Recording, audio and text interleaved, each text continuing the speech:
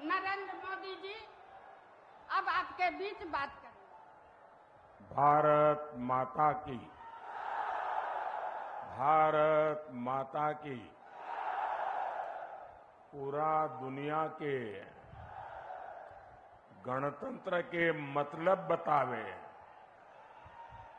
आज सिखावे वाला हाजीपुर के ई महान धरती के प्रणाम करहित हते।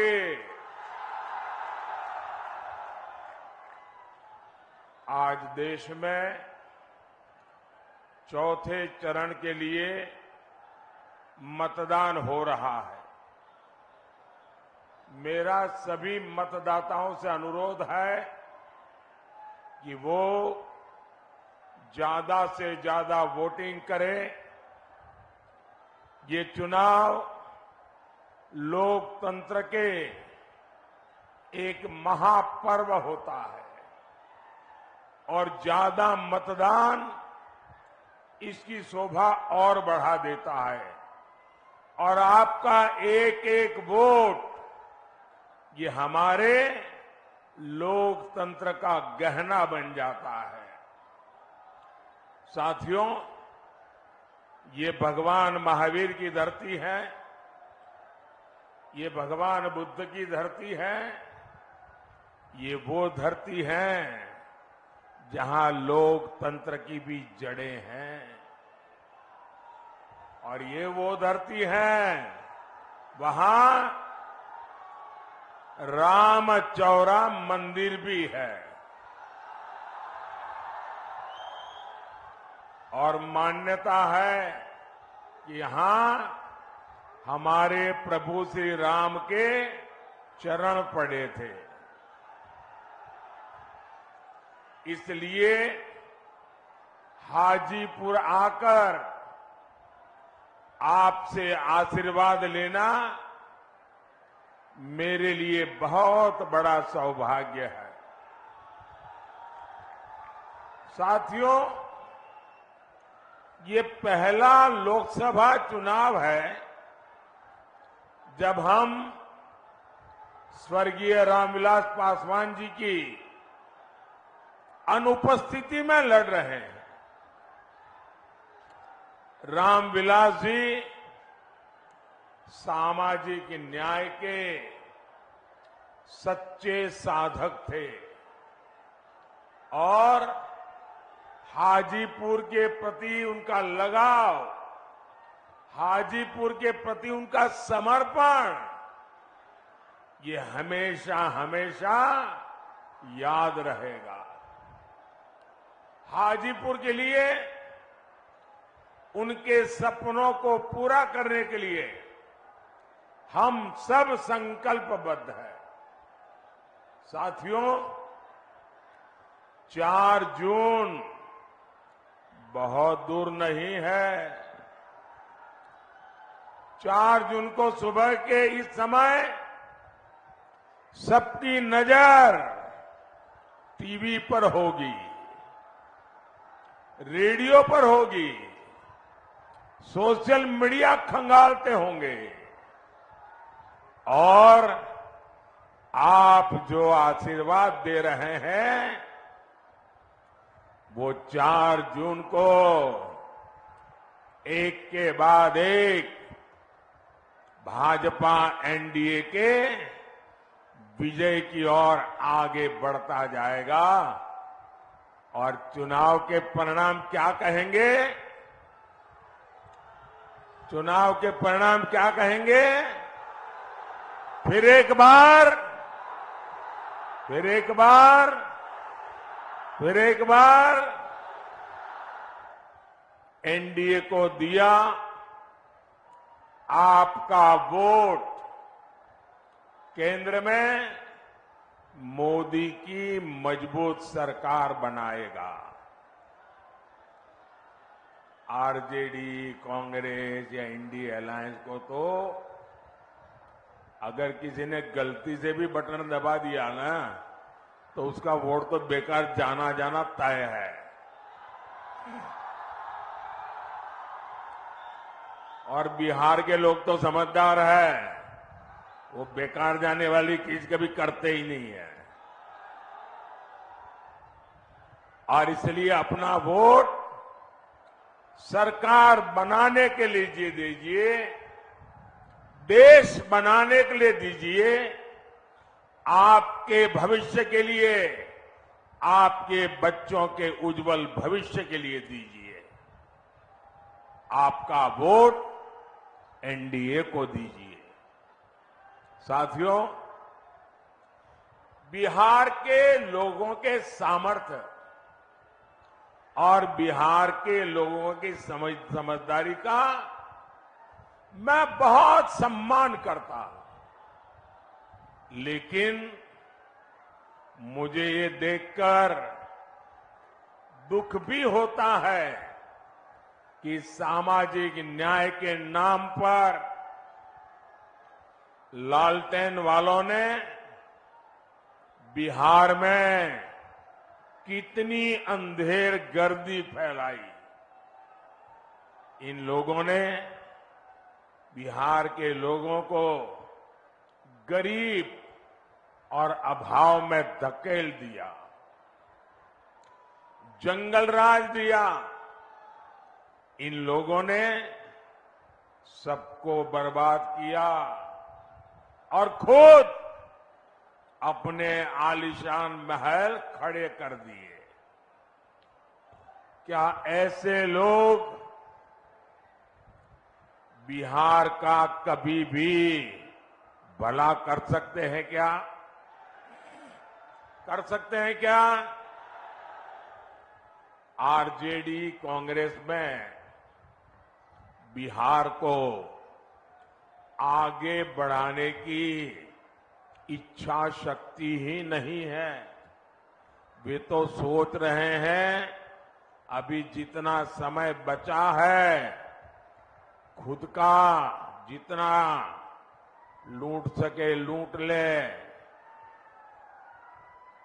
वो अपने बच्चों को सेट करने में लगे हैं, उनको आपके बच्चों की परवाह नहीं है। आप लोग यहां एक कहावत कहते हैं ना निमन गीतिया गाइब, ना मड़वा में जाइब। आरजेडी कांग्रेस का हाल यही है। ये लोग विकास के कार्यों से भागते हैं क्योंकि उसमें मेहनत लगती है, खुद को खपाना होता है। इन लोगों के नकारे पन्ने बिहार के कई अमूल्य दशक बर्बाद किए हैं। ऐसे लोगों से हमें बिहार को बचाकर रखना है। भाई और बहनों, आरजेडी हो, कांग्रेस हो, इन दोनों पार्टियों ने अब तुष्टीकरण को अपना सबसे बड़ा राजनीतिक हथियार बनाया है। आजकल आप देखते होंगे इंडी अलायंस का हर दल राम मंदिर के लिए बद्दी बातें कर रहा है। राम मंदिर को गाली देकर, उसका बहिष्कार करके ये आपको चिढ़ा रहे हैं। क्या ऐसे लोगों को आप माफ करेंगे क्या? ऐसे लोगों को कोई माफ कर सकता है क्या? साथियों, आरजेडी कांग्रेस की प्राथमिकता आप लोग नहीं है, बल्कि उनका अपना वोट बैंक ही है। अभी आपने सुना होगा बिहार में जंगल राज लाने वाले जो व्यक्ति है, जो चारा घोटाले में अदालत ने सजा की हुई है, गुनहगार माना है, उन्होंने अभी अभी एक बयान दिया। उन्होंने कहा कि मुसलमानों को आरक्षण दिया जाना चाहिए और वो भी पूरा का पूरा, यानी दलितों, पिछड़ों, आदिवासियों को मिलने वाला पूरा आरक्षण ये अब सिर्फ मुसलमानों को देना चाहते हैं। भाइयों बहनों, मैं भी आप ही तरह अति पिछड़े समाज से आता हूं। मैं जानता हूं ऐसा सुनकर के उनकी बेचैनी कितनी बढ़ जाती है। उनको लगता है हमारा तो भविष्य डूब जाएगा।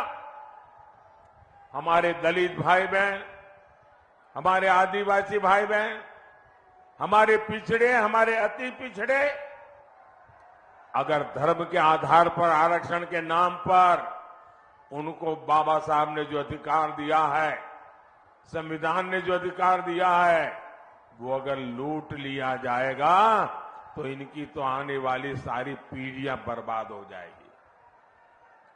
लेकिन हम इन्हें न बाबा साहब की परवाह है, न इन्हें संविधान की परवाह है।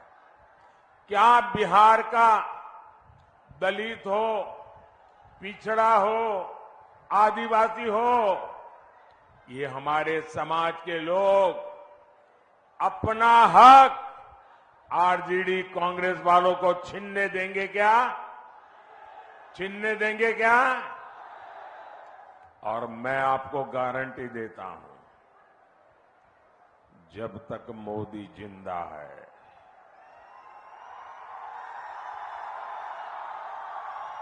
ये आपके अधिकारों पर डाका नहीं डाल सकते। ये आपके आरक्षण को छीन नहीं सकते।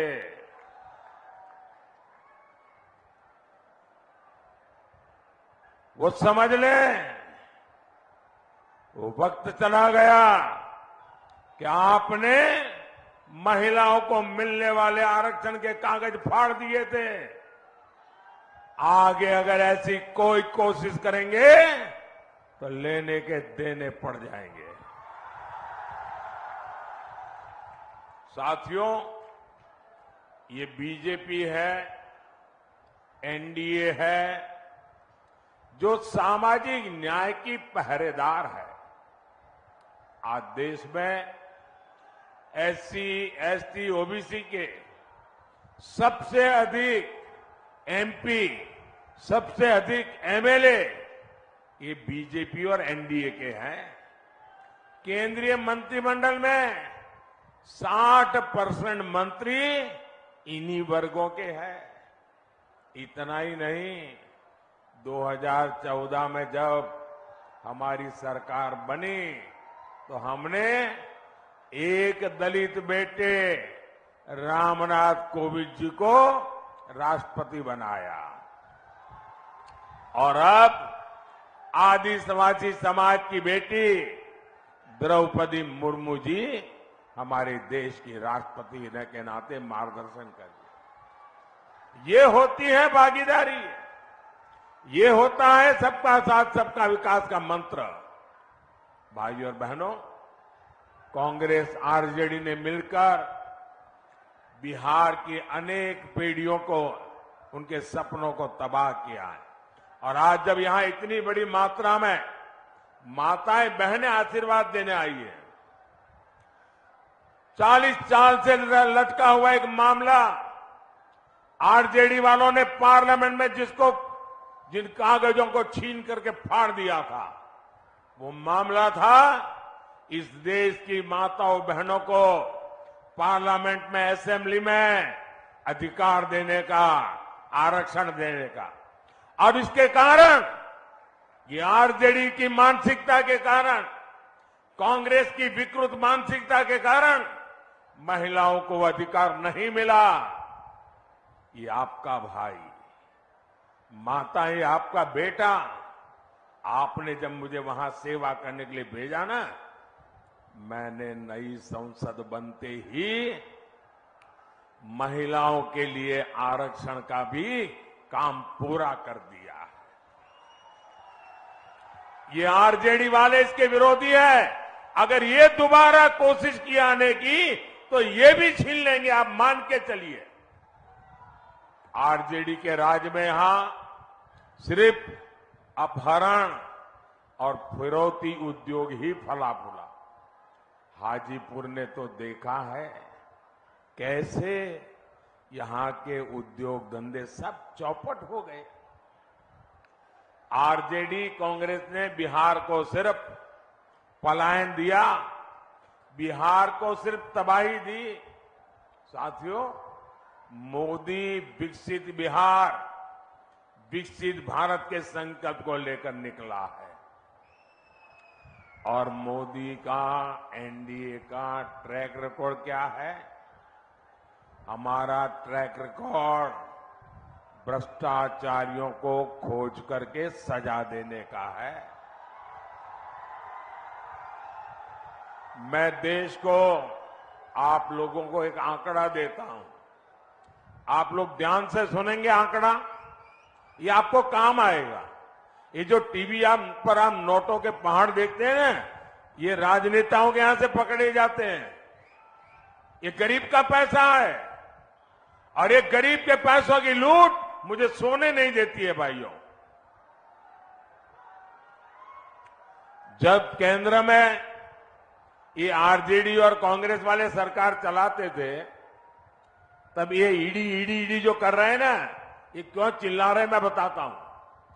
ये ईडी ने उस समय कितना रुपया जब्त किया था मैं बताऊं? उस समय उन्होंने कांग्रेस के 10 साल में सिर्फ 35 लाख रुपया जब्त किया था। पूरे देश में से 10 साल में 35 लाख रुपये, मतलब जो बच्चा स्कूल जाने का बैग लेके जाता है ना, वो बैग में आ जाए, स्कूल बैग में भर जाए, इतने 35 लाख रुपया जब्त किया था। और चोरी करने वाले चोरी कर रहे थे।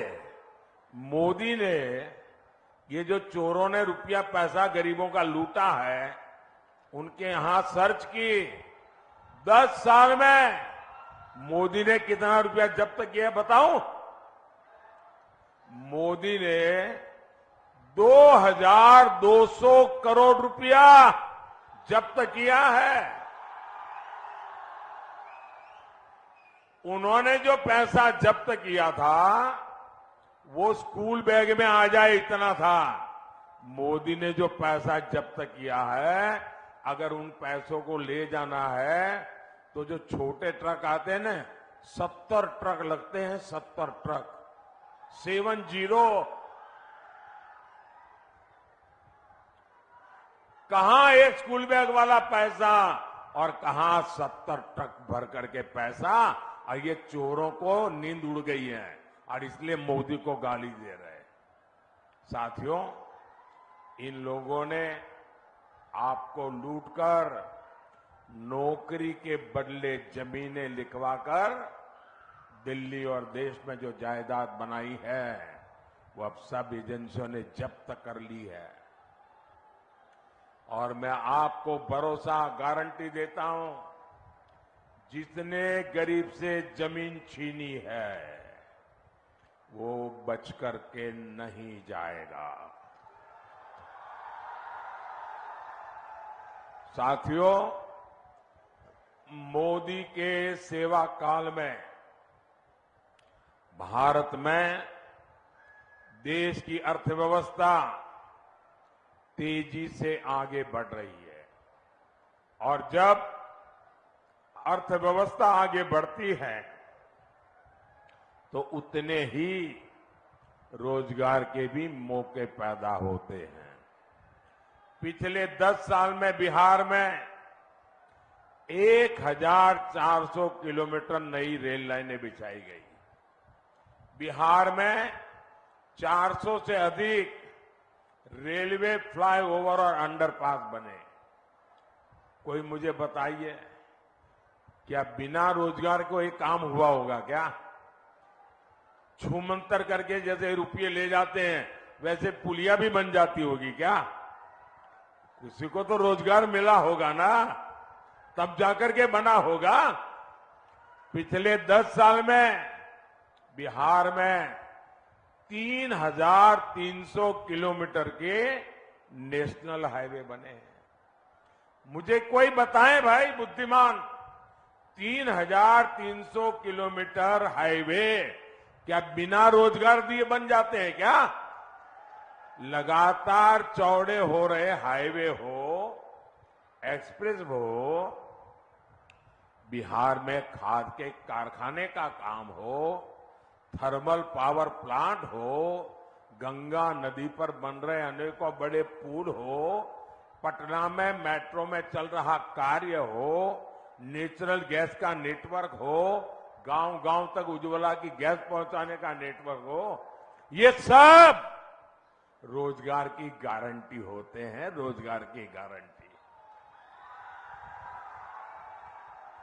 लेकिन जो अपने बाप दादा की कमाई खा करके जीते हैं, उनको रोजगार क्या होता है इसकी समझ तक नहीं है जी। अभी मोदी ने तय किया है कि बिहार के 90 से ज्यादा रेलवे स्टेशनों को आधुनिक बनाया जाएगा। क्या ये बिना रोजगार पैदा किया होगा क्या? पिछले 10 साल में मोदी ने देश के 4 करोड़ पक्के घर बनाकर गरीबों को दिए हैं। अकेले बिहार में ही 40 लाख पक्के घर बनवाए गए। इन घरों के लिए जो सीमेंट सरिया आया है, ईंट बालू आया है, वो भी मोहल्ले की दुकान से ही तो गया है। इन सबका लाभ बिहार के नौजवानों को ही तो हुआ है। उन्हें रोजगार के व्यापार कारोबार के नए अवसर मिले हैं। साथियों, मोदी के वारिस कौन है आपके पास कोई नाम कि भाई मोदी इसको लेकर के जाएगा? कोई नाम नहीं है। क्यों? मोदी के वारिस आप हैं। मोदी के वारिस आप है, मोदी के वारिस आपका परिवार है, मोदी के वारिस आपके बच्चे हैं। और मुझे वारिस में आपको सब कुछ देकर के जाना है। मुझे आपको सुख चैन की जिंदगी देकर के जाना है। मुझे आपको आपके बच्चों के उज्जवल भविष्य की गारंटी देकर के जाना है। मुझे आपको विकसित भारत आपके हाथ में सौंप करके जाना है। और इसलिए मैं हर कोशिश कर रहा हूं कि युवाओं के हर सपने पूरे हो, वो हर काम कर सके, अपने सारे सपनों को सिद्ध कर सके। आपको जानकर खुशी होगी, सिर्फ मुद्रा योजना में बिहार में 2.5 लाख करोड़ रुपए की मदद युवाओं को दी गई है। 2.5 लाख करोड़, और वो भी मोदी की गारंटी पर। इन युवाओं से गारंटी नहीं मांगी, उनसे उनकी संपत्ति का हिसाब नहीं मांगा। मोदी को बिहार के नौजवानों पर भरोसा है।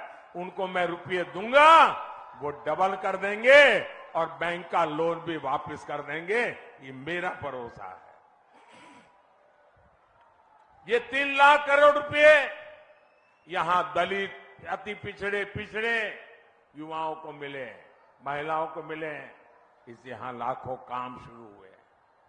यहां वैशाली सहित पूरे बिहार में टूरिज्म आधारित रोजगार की अद्भुत संभावना है। यहां बुद्ध सर्किट योजना के तहत काम चल रहा है। इससे भी क्षेत्र में रोजगार के नए अवसर बनेंगे। साथियों, विकसित बिहार, विकसित भारत के लिए आपको 20 मई को ज्यादा से ज्यादा मतदान करना है। करोगे? ज्यादा से ज्यादा मतदान करोगे? पुराने रिकॉर्ड तोड़ेंगे? रामविलास को जितने वोट मिले हैं, मुझे चिराग के लिए उससे ज्यादा वोट चाहिए। रामविलास जी के आत्मा को चिराग के जीतने से शांति नहीं होगी। रामविलास को मिले वोट से ज्यादा वोट मिलेंगे तब जाकर के रामविलास जी को शांति होगी। और इसलिए इस बार जब आप वोट देंगे ना, तो एक वोट की ताकत है आपके चिराग का जीतना, और उसी वोट की आत्मा है रामविलास को श्रद्धांजलि। भाइयों बहनों, मैं चिराग के लिए इसलिए नहीं आया कि उसको मुझे जिताना है, वो तो जीतने वाला ही है। मैं यहां आया हूं रामविलास जी का कर्ज चुकाने के लिए। मेरे अनन्य साथी रहे रामविलास जी, और इसलिए मैं सामने से यहां आया हूं। मुझे मालूम है यहां का परिणाम आप लोगों ने तय कर लिया है। चिराग के प्रति मेरा प्यार इसलिए है, मैं पब्लिकली आमतौर पर बोलता नहीं, लेकिन आज बोल देता हूं। चिराग जब पहली बार पार्लियामेंट में आए तो मैं तो इतना ही जानता था रामविलास जी के बेटे हैं, लेकिन मैं देखता था उनके व्यवहार में रामविलास जी के बेटे होने का गुरूर का नामो निशान नहीं था।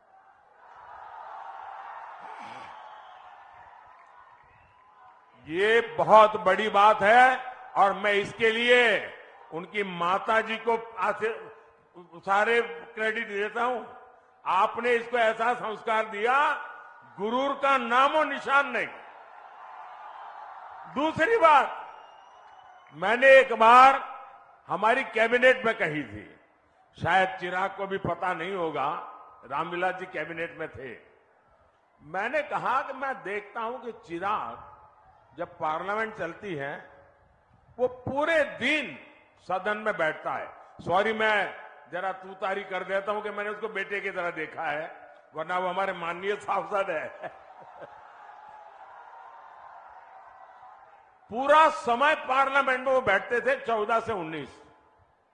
मैंने कैबिनेट में कहा, मैंने कहा देखिए भाई, इस बच्चे में सीखने की, जानने की इतनी लगन है, वो एक एमपी के रूप में इतना कोशिश कर रहा है सीखने की, और मैं मानता हूं एक सांसद के रूप में चिराग सफल सांसद है। आपके इस बिहार के सच्चे प्रतिनिधि है, और इसलिए आप जब चिराग को वोट देंगे ना, तो वो वोट सीधा सीधा मोदी के खाते में जाएगा। अच्छा, मेरा एक काम करेंगे, जरा सब बताइए, मेरा एक काम करेंगे। ऐसे नहीं, चिराग की बात कर रहा हूं तो बड़ा उत्साह आ जाता है, मेरी बात करता हूं ठंडे पड़ जाते हो। जरा हाथ ऊपर करके बताइए, मेरा काम करोगे? देखिए, यहां से जाने के बाद ज्यादा से ज्यादा घरों में जाइए, ज्यादा से ज्यादा परिवारों में जाइए, और जाकर के कहिए कि मोदी जी आए थे, मोदी जी ने आपको जय श्री राम कहा है, मेरा जय श्री राम पहुंचा दीजिए, मेरा जय श्री राम पहुंचा दीजिए। बोलो भारत माता की, भारत माता की, भारत माता की। बहुत बहुत धन्यवाद।